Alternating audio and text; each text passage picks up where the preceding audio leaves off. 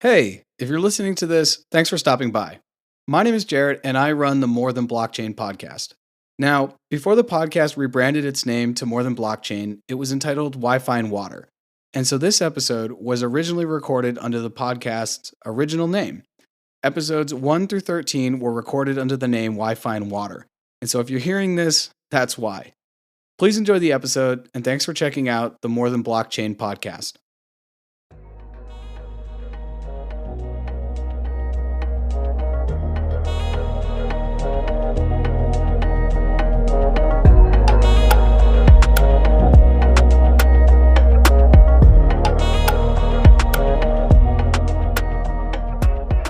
Every day, we're surrounded by design.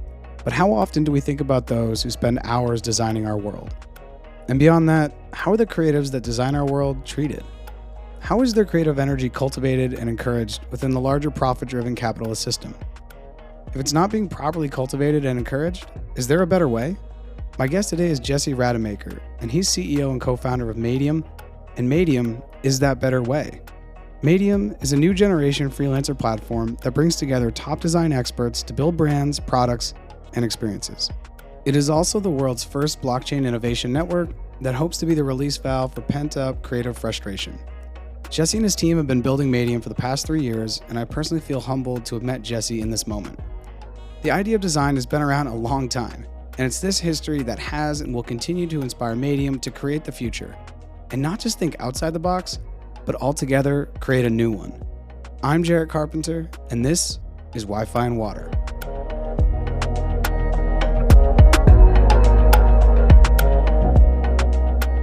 Jesse, welcome to Wi-Fi and Water. How are you doing? I'm amazing. Appreciate you having me on.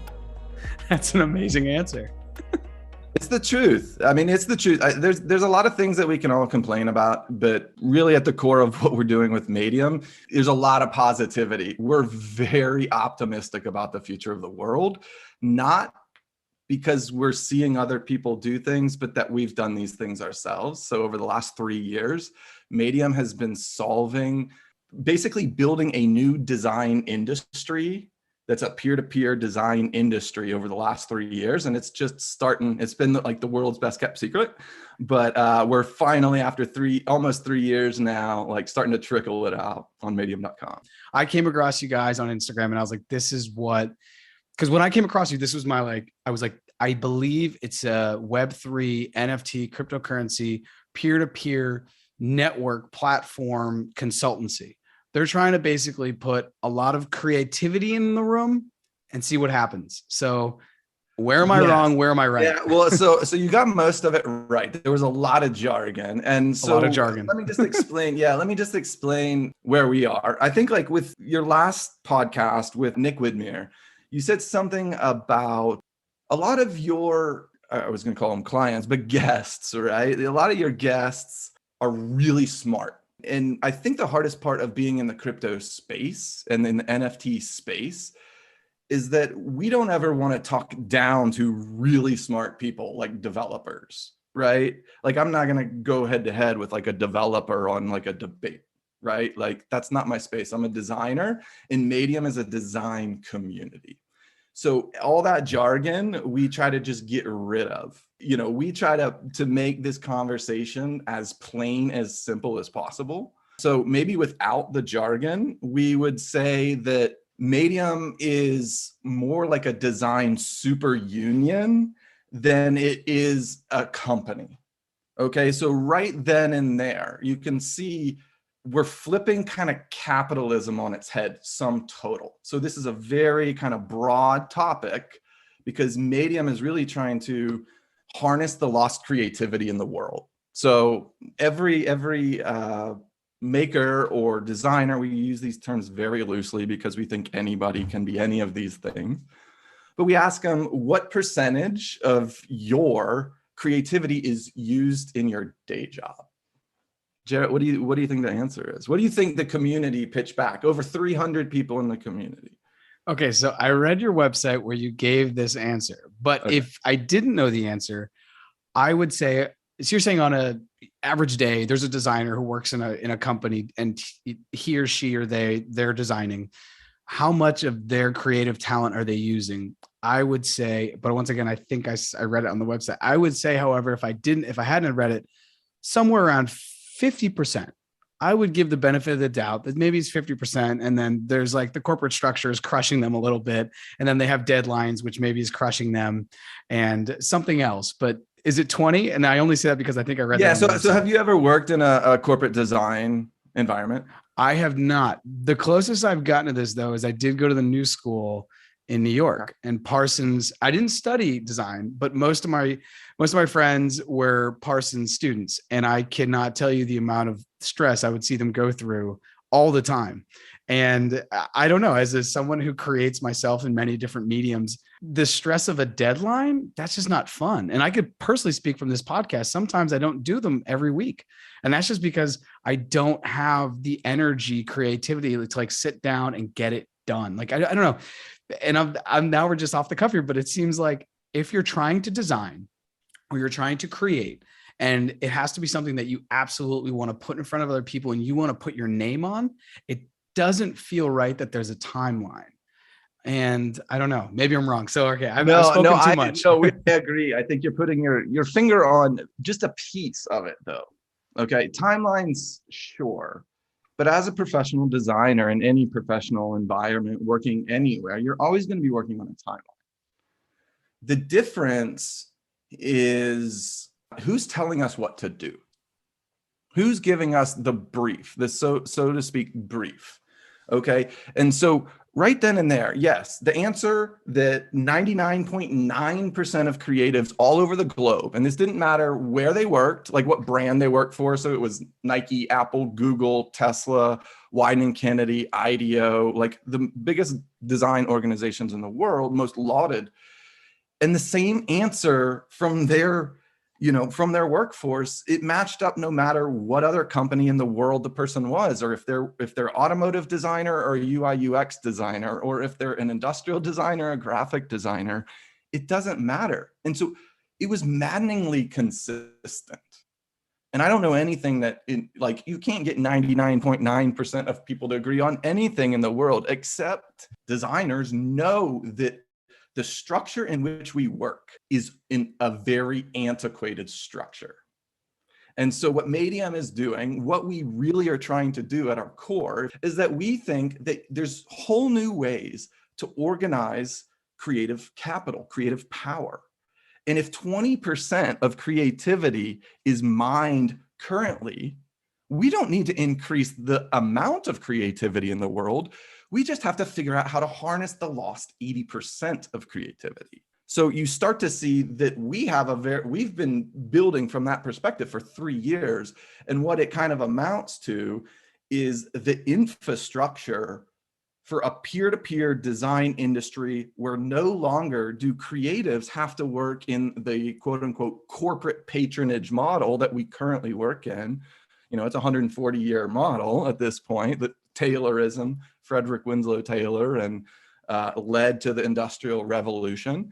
And if you start tracking history and you just look at it from really clear perspective, you'll start to notice that nothing in the industry currently makes any sense at all, the way it's organized. Because if creatives are feeling like their creative souls are being crushed in a corporate environment, and they'll tell you about it, just ask any creative and then we think that there's 80% and they're going to go home, they're going to do another project, they're doing something else to balance out what we call, like you said, the timeline thing. We call that being a professional. You're not going to escape it, right? So at the end of the day, we have to find ways to tolerate the current environment, right? So we're creatives. We're usually very introverted. We think very deeply. We also, to be a problem solver, you have to be a problem finder. And almost like it sets up this weird kind of psychological game for creatives, the people that are professionals, because it's creativity on demand. You'd never get to turn it off. And you always have to outdo your thing you did last time with no more added resources or time, right? So you just have to one up yourself all the time. naturally in a corporate environment, creatives, it's very different than the way an executive thinks. So we're always thinking about the executive. And quite frankly, I speak truth to power. I've talked to people like Mark Parker and CEOs of Adidas and all these big companies. And shouldn't executives be fired if they only get 20% out of their entire workforce? How is that a good ROI on that side either? So who's winning in this current, situation where ideas, if you look at Taylorism and Industrial Revolution, the design capital is stuck in that system still.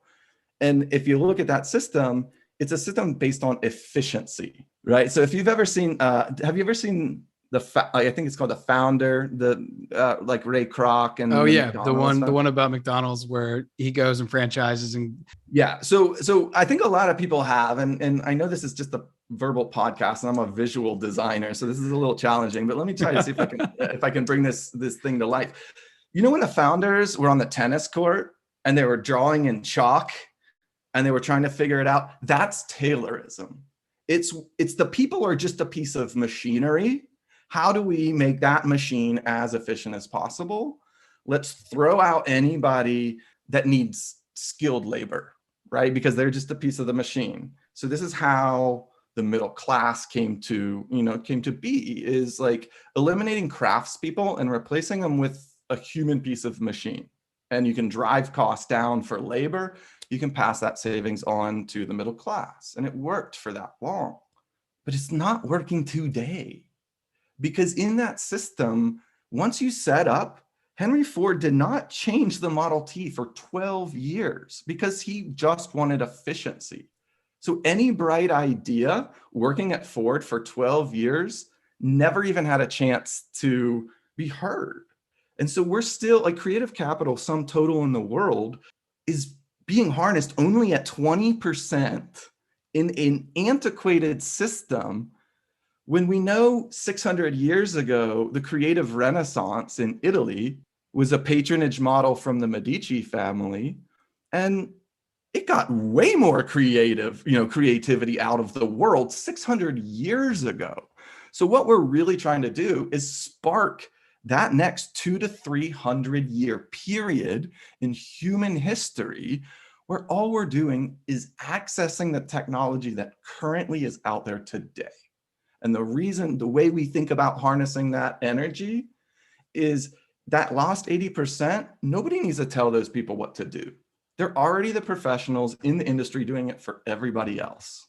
Madeium allows them to just do it themselves and with their friends and with their peers, in profit sharing, in all the blockchain technology that we brought in.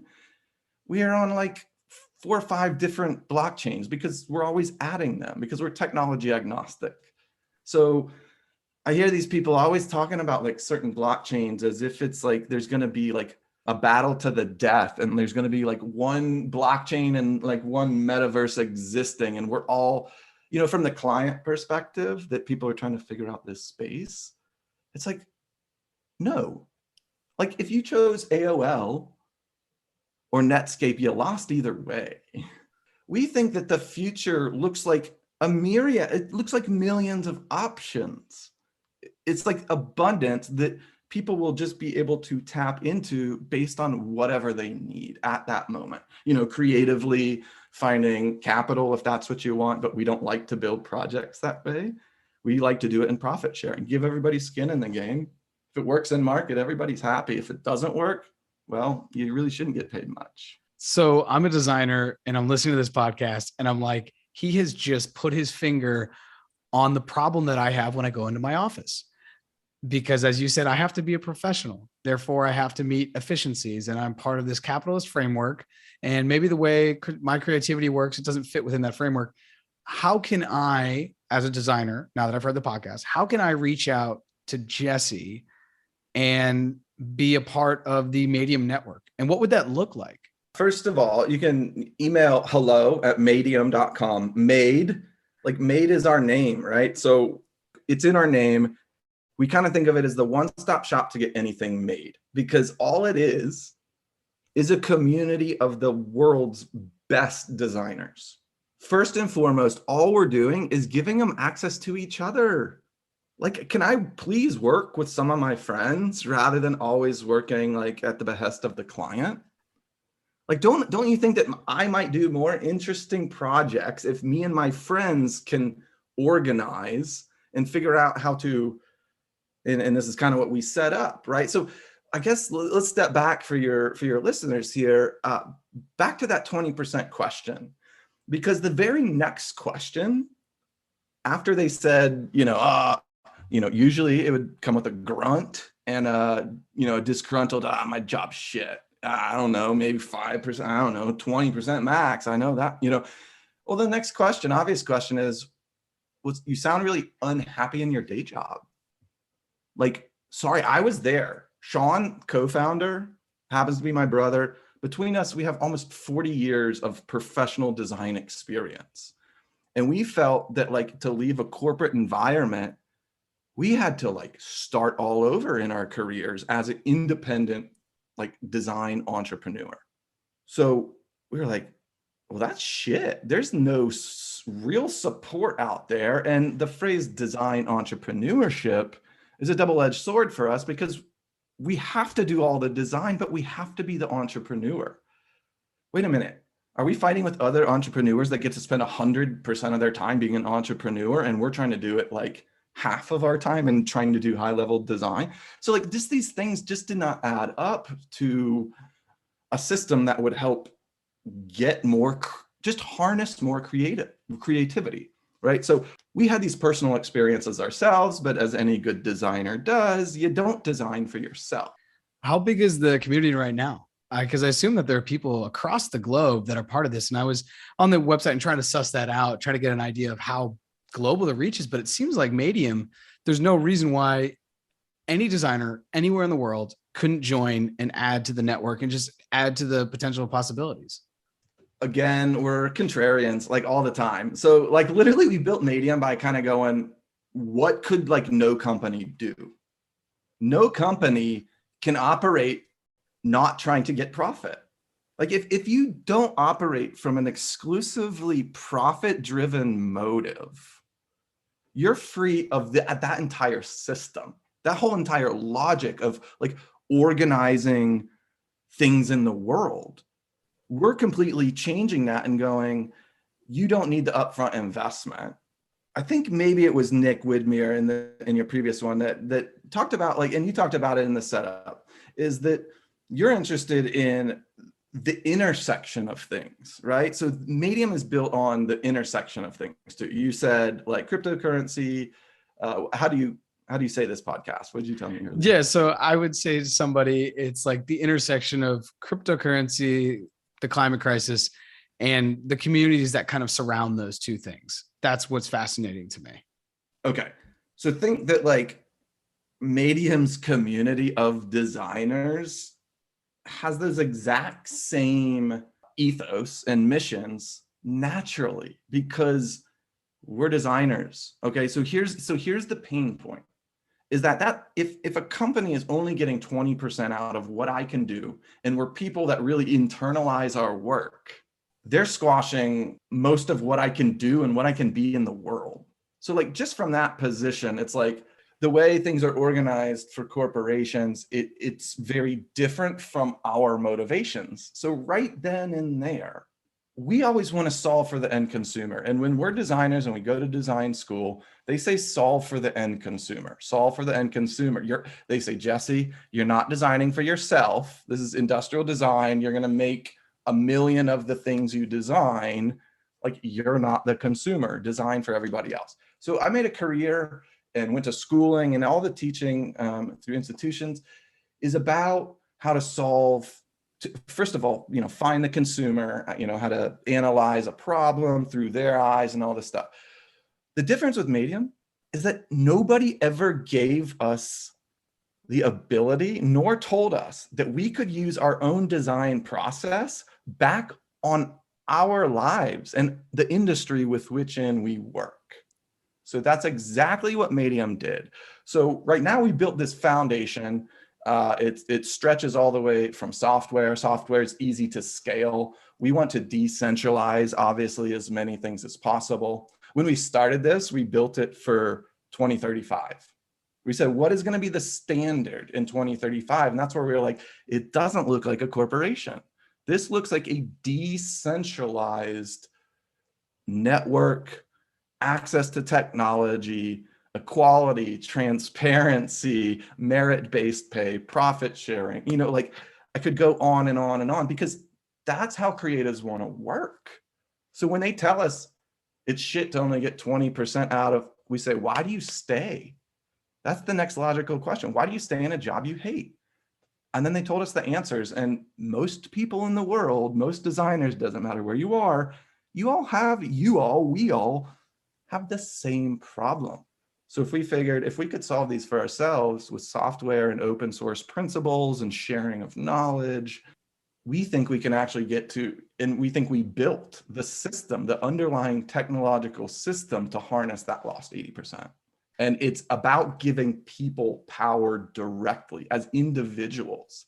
So rather than accruing technology and innovation and patents, which we are doing, we don't get those to hold and to hide away for 20 years so society can't realize the benefits of it. I actually just posted today on Instagram, like, again, Nike and Adidas fighting over who owns a patent. And it's like, is it not time to open source some of these ideas? And rather than locking them away for 20 years. So when I worked at Adidas, I was innovating in footwear and innovation, and was doing knitting and footwear.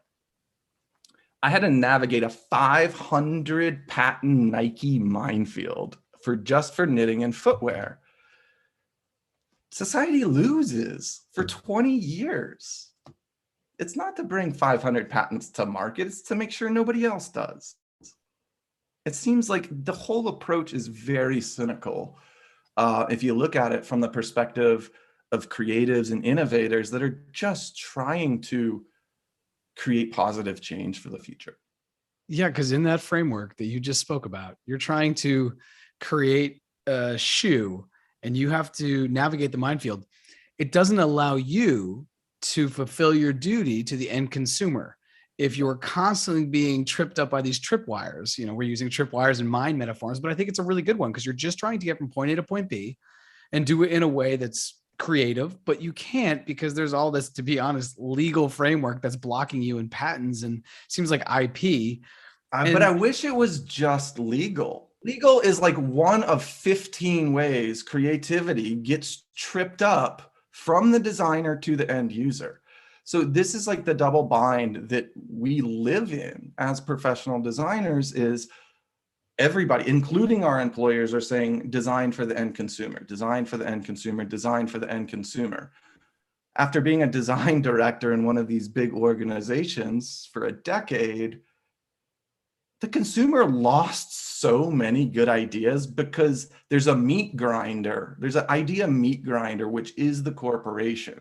And I'm not pointing out one corporation. What we're pointing out is that it's a systemic issue, and it does not matter.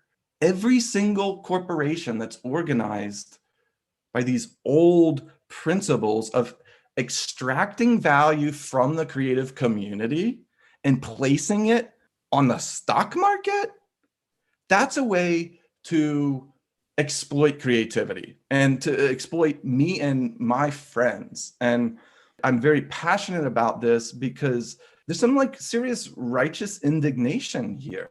Like, I'm tired of getting screwed over as a creative. I'm tired of all my friends getting screwed over and everybody else profiting off of their creativity except for them, except for a measly salary.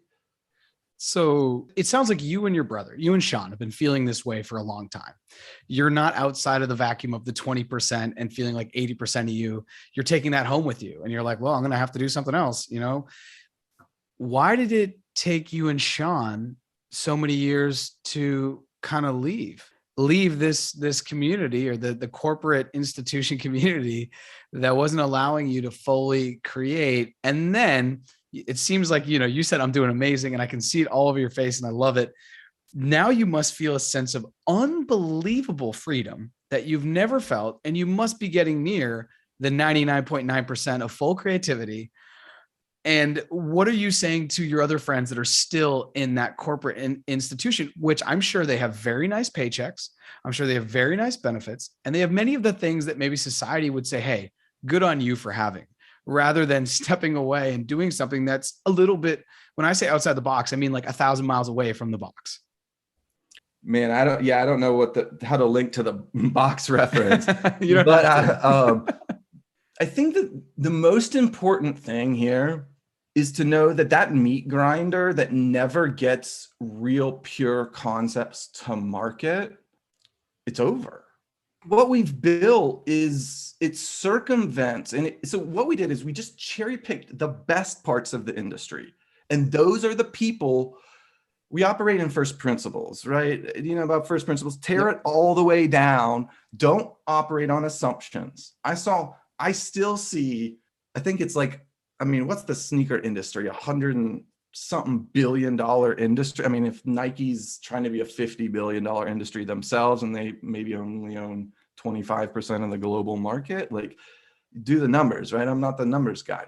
But this thing is, if you start building something for 15 years from now and you don't have any fiduciary responsibility other than setting up something that can outlast all of us and just try to use what is already available. And I think that's like the super interesting thing is like Sean and I held this in for so long because at first, and this is what's been the hard part, you know, about being a design entrepreneur is this would have been a million times easier if we would have just taken outside money. Like, I mean, a Madeium right now would be 10 times bigger. And you asked about our users would probably have exponential growth by now. If you're planning something for 200 or 300 years, we're not in a race. And that in itself is very different from a way a corporation works. I'm sorry. I was a director. I was an executive at a $17 billion company. I was in those meetings. And I thought that all these high level meetings, like they were just missing this whole future. And I tried from the inside to show it to them. And I got rejected and I got ostracized. And so like you see that these things beat ideas down. And so we first think that if you have the ability to create value in the world that somebody else is able to see value, and it's not just monetary value. This is the old system is just, they're all monetary questions.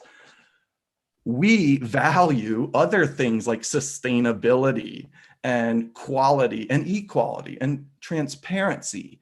As designers, we don't design, never have I ever met a designer that said that they got into design because they wanted for-profit record profits, right? Or record shareholder value. Like that's not our metric.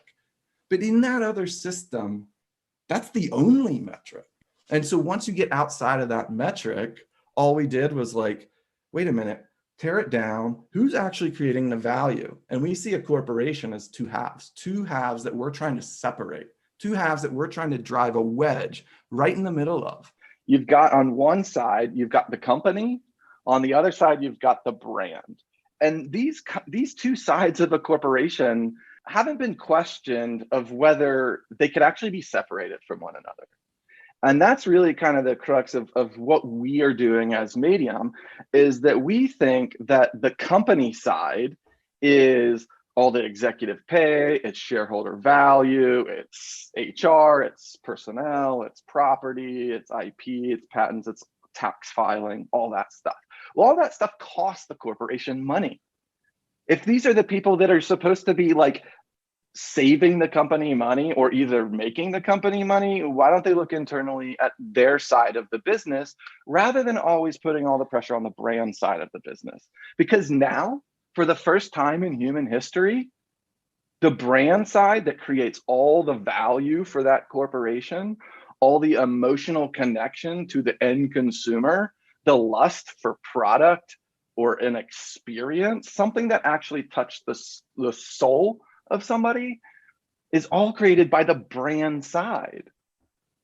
Why does the brand side work for the company side? The company side just, again, You see that it's creativity that's been organized for the gain of others.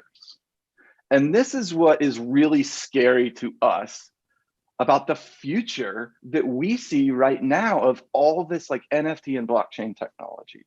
It's being organized again to exploit creatives. And I know that that's really hard to think about because we are all so happy that this technology exists.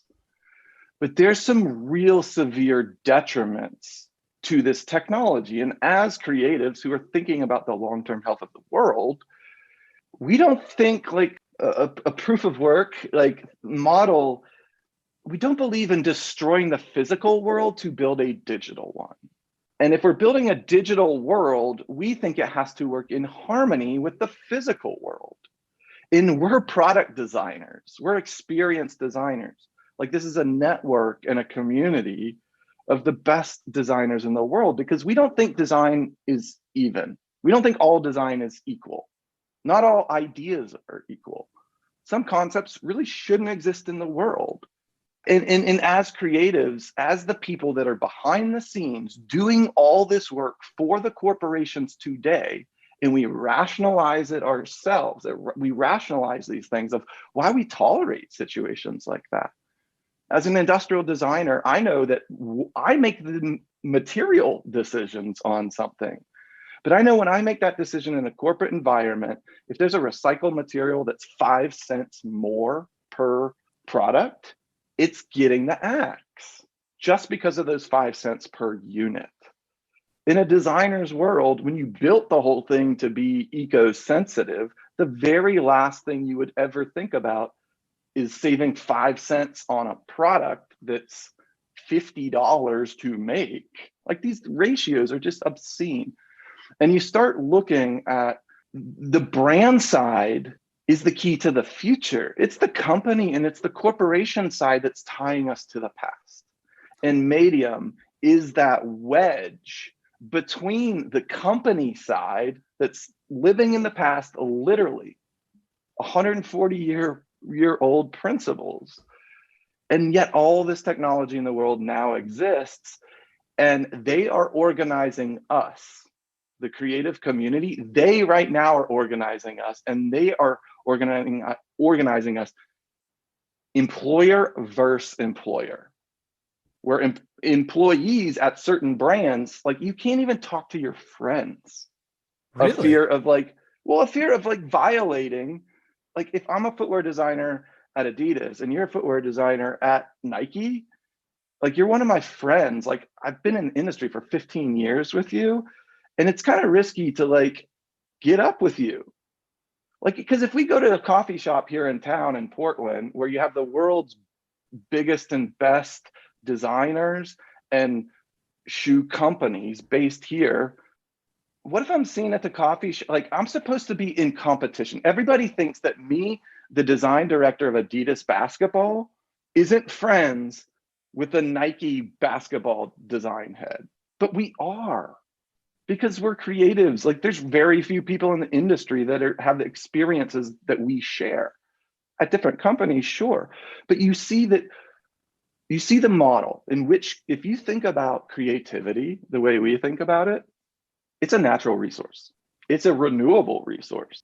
It's a resource right now that is misunderstood because that resource is always being applied to something that it's really not meant to be applied to. Ideas are living in an environment that are meant to crush ideas. Like it just does not make sense. So if you just take a big step back, this doesn't have to be a super technical conversation. You just go, well, every dynasty fails in history. So people say, oh, how are you going to compete with this and this? I don't care. I'm actually not competing with anybody else. They say I, but we. There's a whole team here at Madeium. And what we are is a service model to creatives. So we only exist kind of like a co-op. So that's our wedge, right? So if we think we can drive that wedge between the brand side and the company side, well, you still need the resources of the company side. There's still some good things about the company side. But if it's not being organized for executive pay and and shareholder value exclusively, nothing else matters in that situation. A good idea will never make it to market if it's not going to make money. Like, that's just the reality. Where we believe that there's a lot better ideas and a lot better solutions for humanity, for society, to amplify like that natural resource. All it is inspiration, it's collaboration. So if you look at the way creative capital is organized globally now, it's that corporate patronage model, and it's exclusive, employer versus employer. All we're doing at Madeium, strip it all down. How do creatives want to work? And that's what we built back up. And so for the last years, we've been building this whole different approach to NFTs, to blockchain, to linking the digital, the physical, and the experiential are really all just the same thing from a designer's perspective. We just need more outputs for our creativity. And that's what we built, is a way, it's the home court advantage for ideas. It's meant to find the next thing to get an idea out of Jarrett's head or out of your listener's head. We all are brilliant. You have a million amazing ideas. You talk yourself out of telling other people about those. How much creativity is lost in the world just because you don't think it's going to get accepted, or you don't think there's a funding source, or you will find a reason not to do it. But what we've built and the principles of Madeium is that we're rapid innovation. We worked in big companies, big global companies, teams. I've led a team of 35 designers that are all over the world. And it doesn't matter where that creative is, it's the same situation. It's really upsetting, I guess, if these are your friends. And the raw story of Madeium is that I was driven to depression, clinical depression, because of the conditions of being a creative in this environment. And when I looked around, it didn't matter where I interviewed, I was just going to that same place again. And so nothing changed other than a logo and a boss. But the system was the same. And I saw enough of the system to know that, first of all, I don't want to be a part of it. And it's actually doing me damage.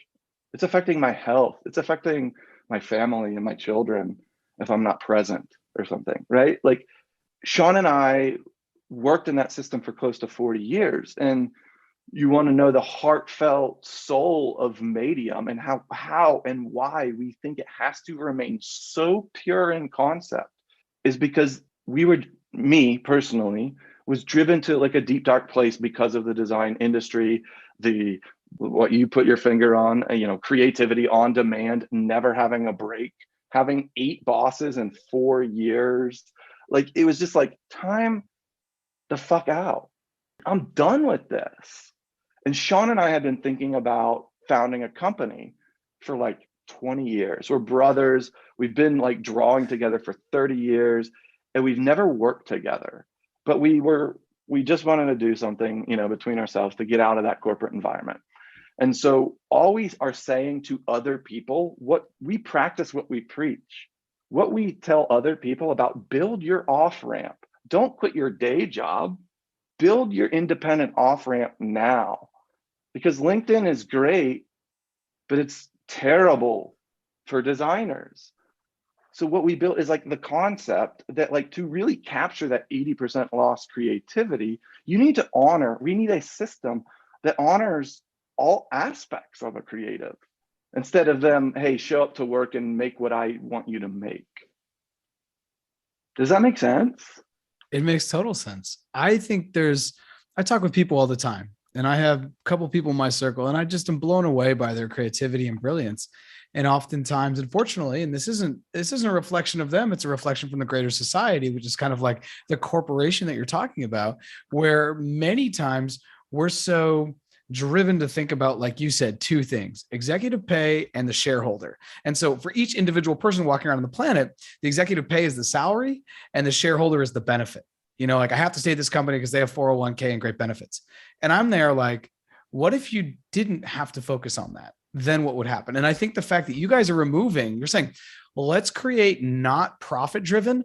Let's create and see what happens. Because once you strip that away, I think it's amazing. And that is, to me, everything you've just said is how I approach this podcast. Once again, we're going to get meta because I'm talking about the podcast and the podcast, but it's like, I'm just trying to get to 100 episodes. And along the way, I'm trying to have as many great conversations as possible and just enjoy the process. Who's setting that goal for you? I'm setting it just because it's a round number. That's it. And it's nothing that like, but it's a self-driven goal. It's a self-driven goal. There's no one telling me I have to do it. Every creative in the world is self-driven. We don't do what we do to please other people naturally. Usually, if we're competitive, it's with ourselves.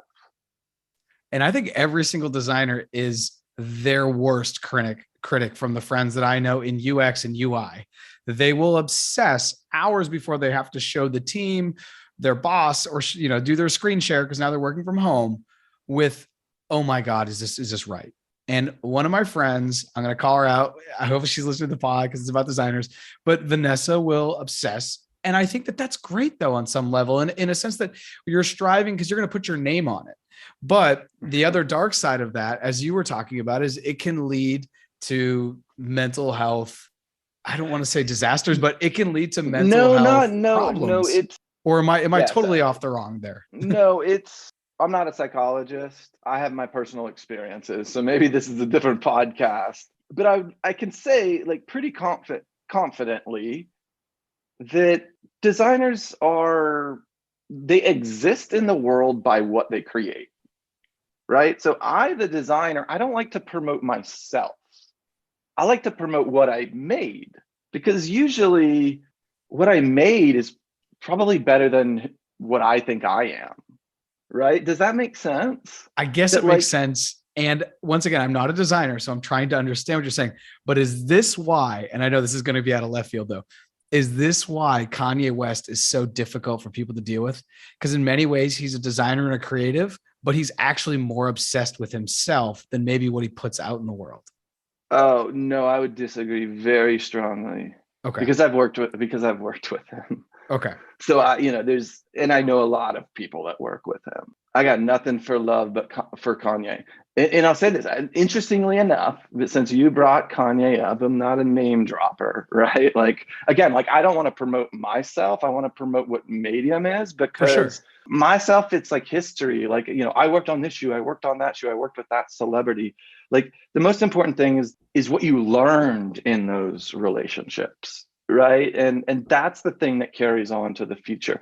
And that's what Madeium's meant to do, is to share knowledge freely, open source knowledge naturally. Creatives don't want to work in a employer versus employer situation, because those are our friends. They're just on the other side of a legal wall or whatever the wall is that they, right, the corporations rectify in between us, the creative community. They're telling us currently how we can organize ourselves. And there's things that Kanye is doing that people just don't understand yet.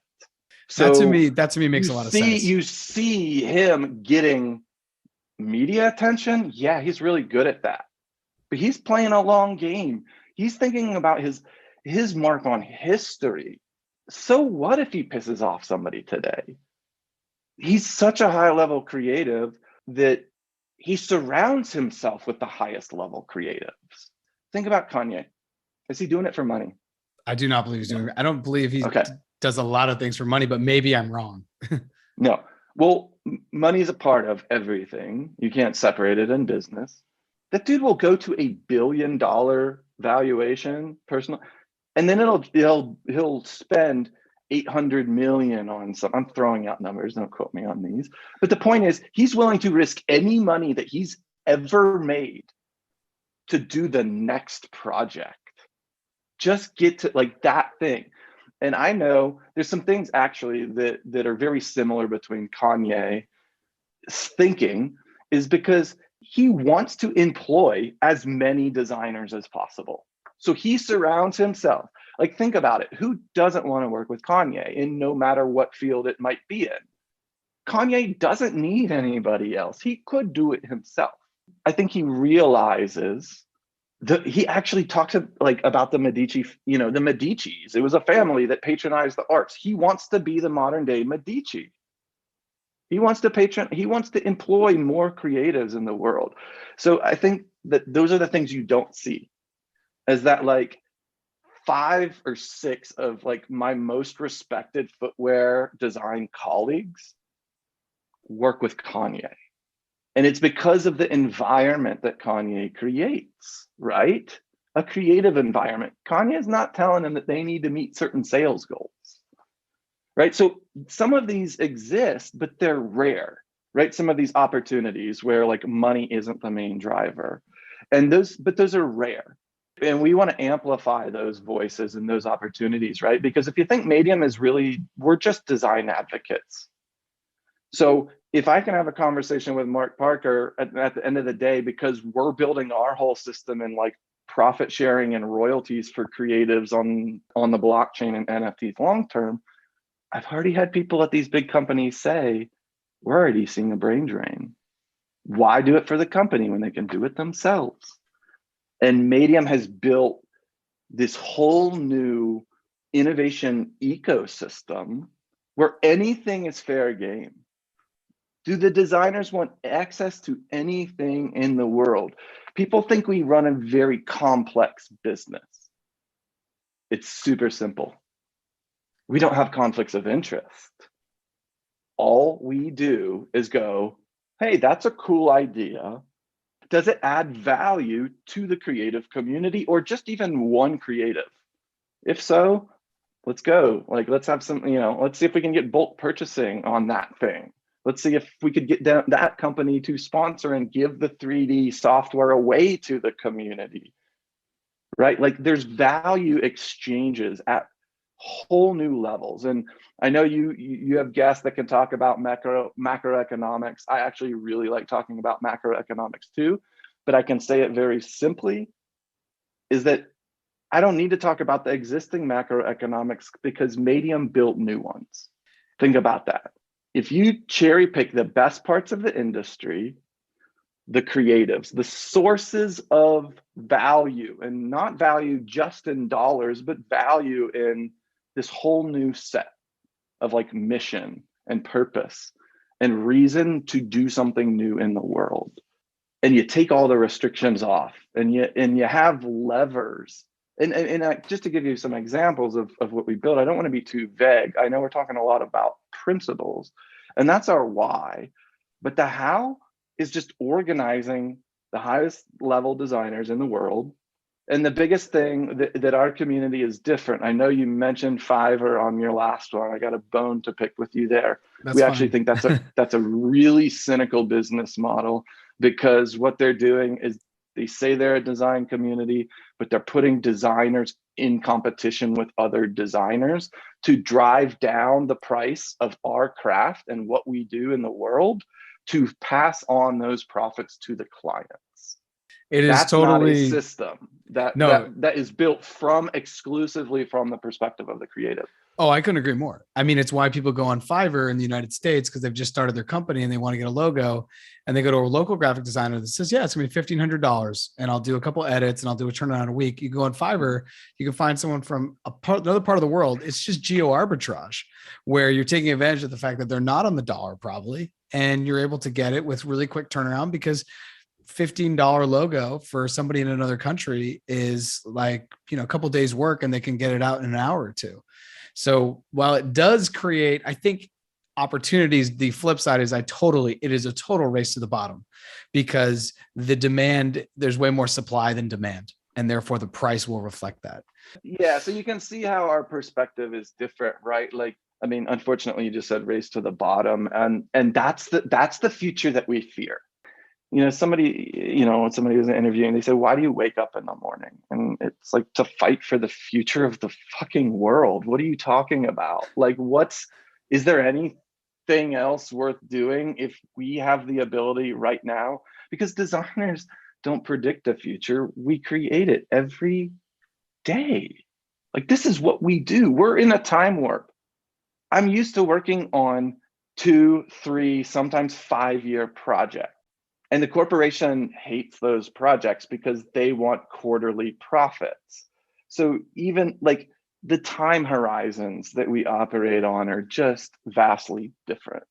And we think that allows space, right? Space for people to think for themselves, to think with a peer. So the way that we operate this, and this is super cool, we just use the blockchain. To us is just a way to secure creative IP. That's all. It's just a server.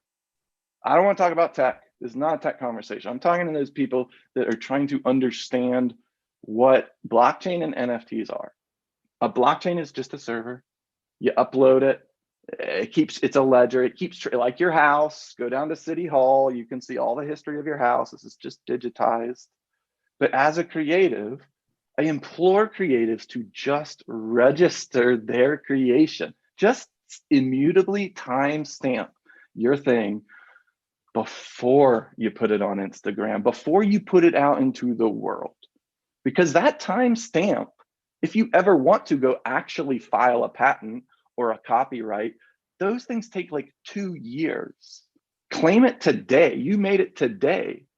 Go ahead and claim it as your ownership. And then an NFT is just the way you sell that ownership off. Or, we have ways to splice and dice your IP. You want to sell it for the digital world versus like physical reproduction.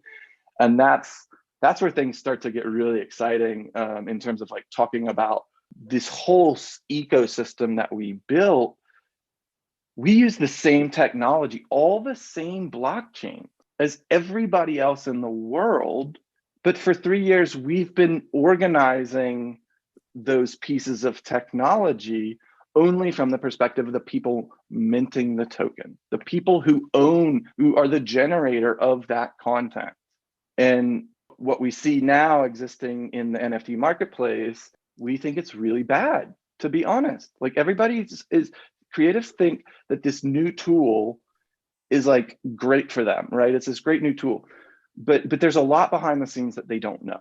And just for your audience, there's 2 main things. This is like a public service announcement to other creatives. So I appreciate the platform to talk to other creatives. But if you guys don't take anything away from this, just know that when you're operating on like an Ethereum exclusive marketplace, if you mint on one of those sites, the buyer of your token has the legal right.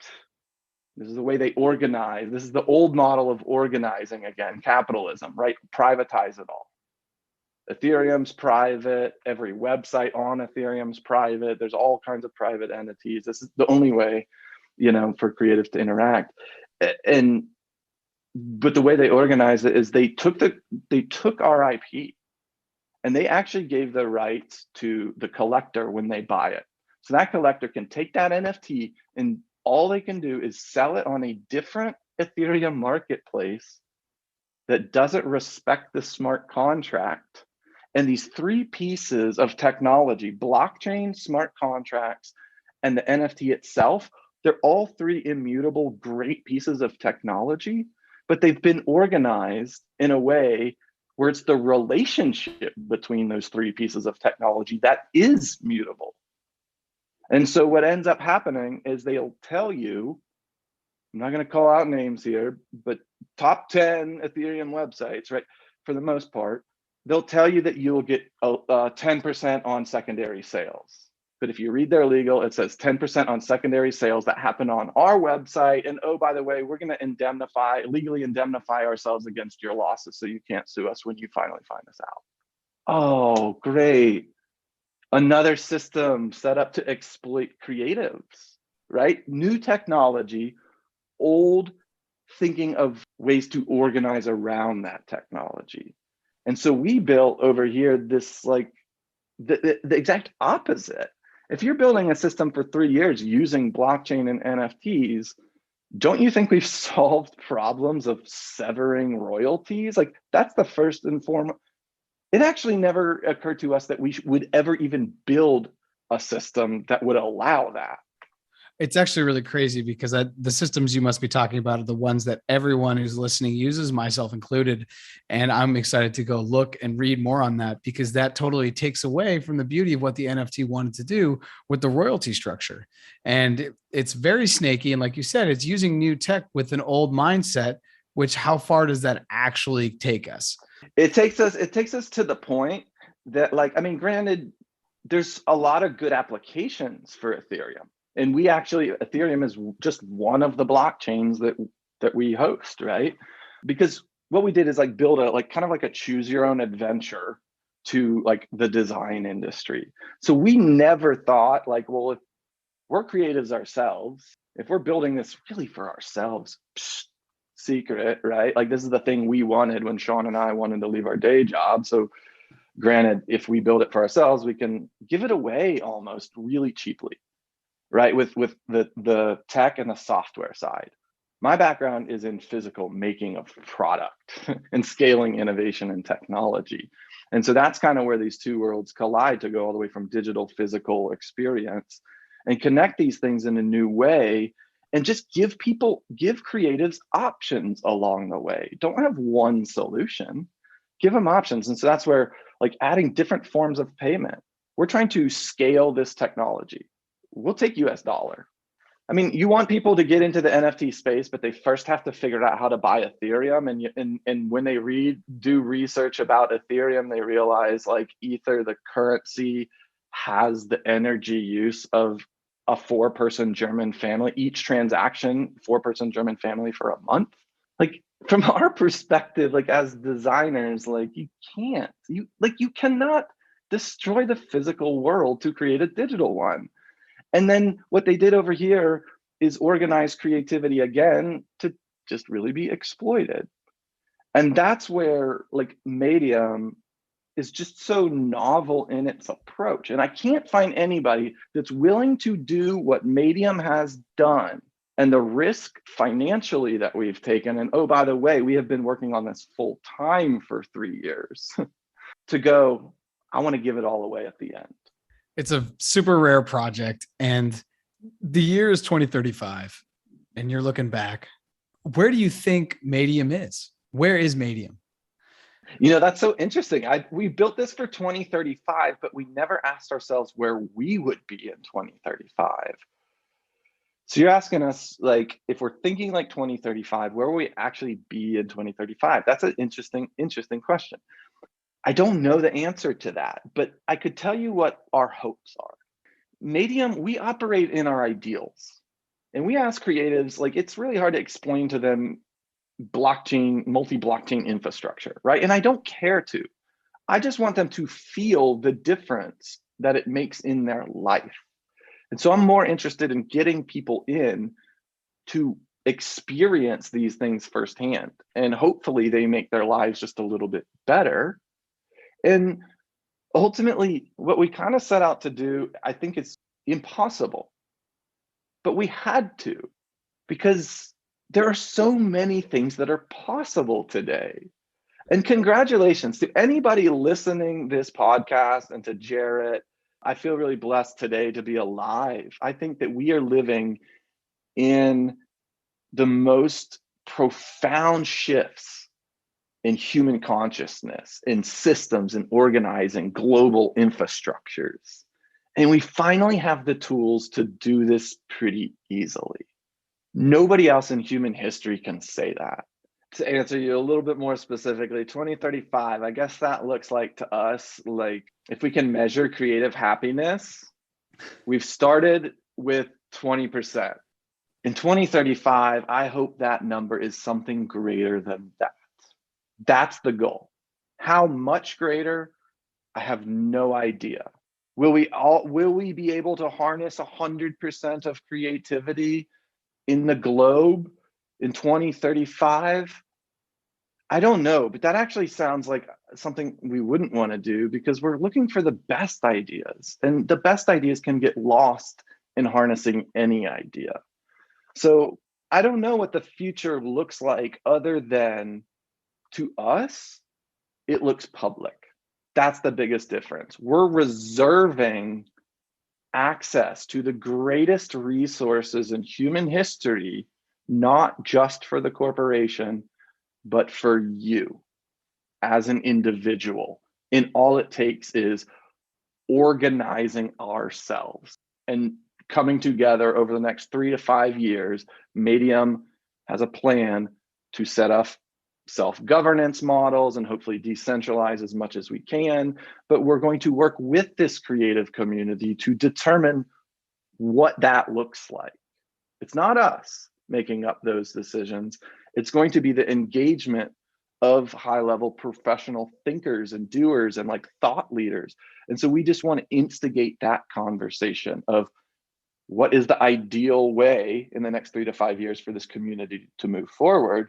But then by 2035, hopefully it looks like just reinforcing and sharpening these perspectives, because what we built is all circular.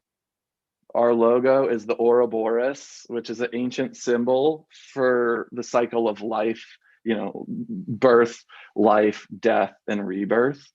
And that's the way we think about everything that we do. We think about product, end of life cycle, right? What happens when that product gets thrown away? That's called circular thinking, right, in design.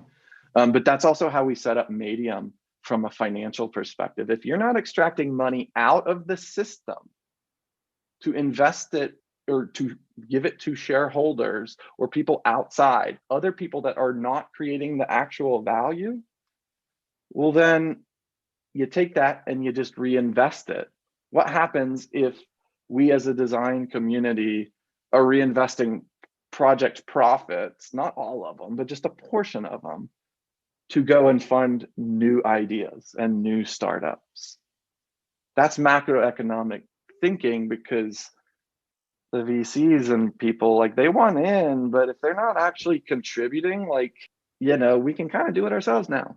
Sorry, right? So that's the power shift that, like, in 2035 we hope to see, is that the design industry, we're very here at Madeium, we're very inspired by the architecture industry and what they did like 50, 60 years ago, is that the building industry was in shambles. There was fighting, there was lawsuits all over between contractors and architects and builders and finishers. And the architects, as a professional organization, just banded together and they anointed themselves the top of the industry, and they wrote the legal documents for the whole industry to abide by. If that happened 50 or 60 years ago in architecture, what the hell are we waiting on? The future is going to continue to look dystopian as long as we sit and wait and actually participate in it. And like, when I'm speccing a material as a designer, I've got to take responsibility. I can't say, oh, the corporation's going to take the recycled off. No, fight for that recycled material, right? Like, these big changes can only happen with small actions. And I think that's kind of the premise of what Madeium is built on, right? Is, yeah, we've got Madeium.com, which is, think of it like as like the LinkedIn for professional designers, where you get to honor all the projects that you're doing, make up you as a designer, and it moves with you. And we assume that you're going to leave your day job or take on freelance or become hopefully in our system, become a design entrepreneur, right? Because we've eliminated all those hurdles. Like, there's ways to launch projects with no upfront money, no investment whatsoever, with a team that's built in profit sharing, that's deeply committed all the way through the project, as if their pay depends on it. And so, like, there's some metrics I think you talked about of like 10 hours of time to me is budgeted. I know what I charge, and when I get into a client, they pay me cash. But when I go over the 10 hours, when I'm on the 11th hour, I'm losing money because I'm not supposed to be messing with that client. I'm supposed to be working on the next client, right? So it doesn't really, that kind of structure doesn't really make sense. And so what we've done is we've created that kind of incubator for ideas and for professional creatives. So people that want to join Madeium, think that first and foremost, we are not into growing as fast as possible. we're all about quality. Everything we do is about quality of solution for humanity, for design. And the first people that we really want in the system are the professional designers. And what that means to us is the people that can execute their vision. So if people want to find more information about Madeium, reach out to you, what is the best way to do that? Madeium.com, at Madeium Made on Instagram. Discord's about to launch. We're just starting to ramp all this stuff up. There's live on market.madeium.com. There's live NFTs right now. Go and bid on them. These are all just peer-to-peer. I mean, these are just individuals coming together to make cool stuff in the world. If you appreciate what they do, make a bid and show them. So that's the way that you can support the arts and these independent designers, is just show the love. And we promise at Madeium that when you buy an NFT here, that like there's some real value in these NFTs. There's some sort of IP rights attached to them. You're not getting we call the other system, we call them hollow tokens, because they think it's a new asset class by itself. Our tokens are like Gordo, right? They're fat. Dude. They're stuffed. We try to stuff that pinata with as much good stuff as possible. And sometimes you have to buy it to find out actually even what's in it. But I promise you, we're always looking to build community. And the way that we build community in these spaces is by exceeding expectations. Well, thanks again, and we'll be in touch. Cheers, mate. Have a great day. Thanks again for listening to this episode, and a big shout out to Jesse for hopping on the pod and sharing Madeium with all of us. Be sure to follow Madeium on social media. Their Instagram and Twitter is Madeium Made, MADEIUMMADE. And be sure to click on their links in bio to join their Discord. As always, please follow us on Instagram, YouTube, Facebook, TikTok, and Twitter at Wi-Fi and Water Podcast. And no matter where you're listening, be sure to subscribe and leave a review if you feel so inclined. And finally, if you enjoyed this episode and have friends in the design world, go ahead and share it with them. Thanks again, and see everyone next time.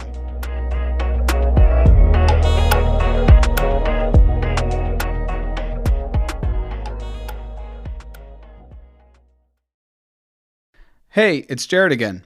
The episode you just listened to was originally recorded under the podcast's first name, Wi-Fi and Water. So please disregard those follow shoutouts and be sure to follow us on social media under our newly rebranded name, More Than Blockchain. And be sure to subscribe to the pod wherever you're listening to it. Thanks for checking out this episode, and I'll see you next time.